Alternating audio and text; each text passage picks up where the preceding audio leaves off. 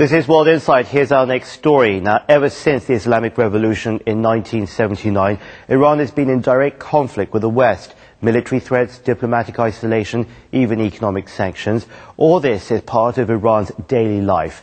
The Western world, and especially the United States, has never given up the idea of overthrowing the Iranian government. In 2002, Iran's nuclear ambitions was the focus of a new confrontation. Iran insists its programs are for peaceful purposes, while the West fears it could be using that technology to develop nuclear bombs. This week, with military exercises at home and applause from South America, Iran showed its defiance to Western pressure. Iran has staged war games before, but for the first time, its air power was on show. Last weekend saw 5 days of drills that covered a third of the country, the biggest to date. The aim is to protect Iran's nuclear program.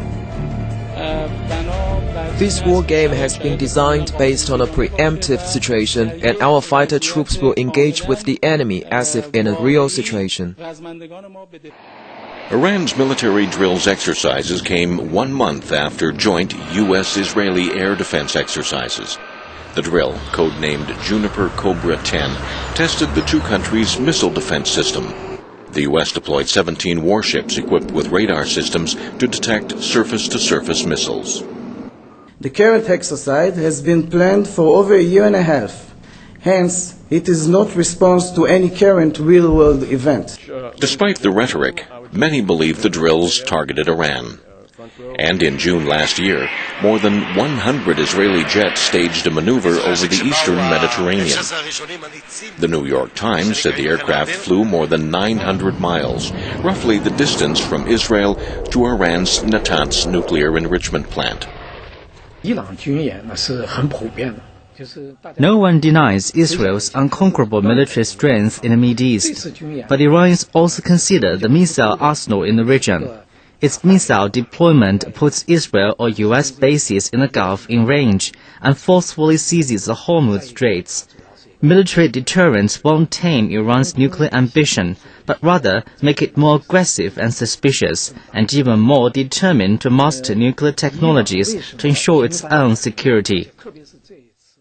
While Iran was busy flexing its military muscles, President Mahmoud Ahmadinejad went on a charm offensive. On Monday, when Ahmadinejad visited Brazil, he received a warm welcome. His trip served as a step forward to break the political isolation from the West. We recognize Iran's right to develop its nuclear program for peaceful purposes with full respect to international agreements. The U.S. has not been pleased by Ahmadinejad's recent forays into its diplomatic backyard. A day before Ahmadinejad's visit to Brazil, U.S. President Barack Obama sent a letter to his Brazilian counterpart, reiterating the American position on Iran's nuclear program. But South America continued to welcome the Iranian president. Ahmadinejad was welcomed by Bolivian President Evo Morales and then by Venezuelan President Hugo Chavez. The trip to South African countries offered Iran a chance to change the global narrative, one that's been largely focused on its nuclear ambitions. Meeting with some countries at odds with the U.S. also shows Iran's defiance over Western pressure, so isolating Iran only creates an enemy. So the U.S. has been seeking other ways to contain Iran. Iran is the world's 5th largest oil exporter, but lacks sufficient refining capacity to meet domestic gasoline needs. It has to import up to 40% of its supplies. Last month, a U.S. Senate panel cleared a bill to impose sanctions on companies providing Iran with gasoline.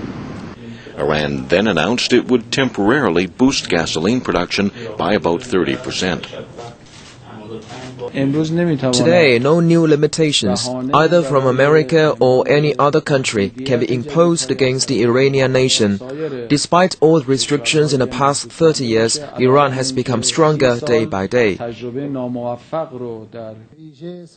And in South America, the Iranian president got a reprieve from the Western threat of sanctions. Lula and Ahmadinejad discussed opportunities to increase and diversify commerce. 13 cooperation agreements were signed. And the Islamic Republic News Agency reported a cooperation project in research and development after the discovery of new uranium deposits in Venezuela this month. Economic sanctions over the past 3 decades do affect Iran. For instance, it ranks the second in oil reserves, but it lacks money to upgrade the facilities and technologies to exploit the resources. But the country does not collapse due to the economic sanctions. On the other hand, we saw crude oil prices rose a bit when Iran carried out all games. In October, the U.S. and 5 other world powers began high-stakes talks with Iran to demand a freeze of its nuclear activities. A deal proposed by Mohammed al-Baradei, head of the International Atomic Energy Agency, calls on Iran to send some 75% of its low-enriched uranium to Russia and France. There it would be turned into fuel for a Tehran medical research reactor. This week, Iran said it's ready for the exchange, but only on its own soil. Unfortunately, countries with whom we are negotiating do not have a good record in the public mind. The French, British, Canadians, and Germans have commitments toward Iran since years ago. Despite the agreements which they signed with Iran, they did not keep their promises. This has created mistrust. To avoid the same problem, we seek 100% guarantees. Later, the 5 Permanent Security Council members plus Germany drafted a resolution to be voted on by the UN atomic watchdog, condemning Iran for concealing a second uranium enrichment site near Qum. Now the New Deal provides Iran's nuclear issue a new platform, but making any little breakthrough proves difficult. The nuclear issue is the core of confrontation between Iran and the West, but behind the nuclear chaos is deep-seated mistrust. And Iran recognizes the dilemma. While Iran showed military strength at home, its president said that option has limits. We believe that the era of military attacks has come to an end. Today we are at a time of dialogue and of thought. Weapons and threats belong to the past, even for backward people. Those to whom you refer, Israel and the U.S., do not have the courage to practice this.